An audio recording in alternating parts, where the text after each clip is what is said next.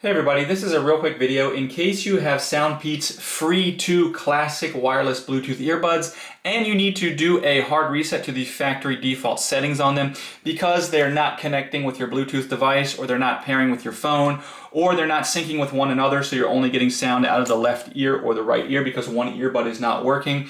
A lot of these type of issues can be fixed with a factory reset. You might have actually even come over to this video because you watched my video on pairing them, but the pairing is not working.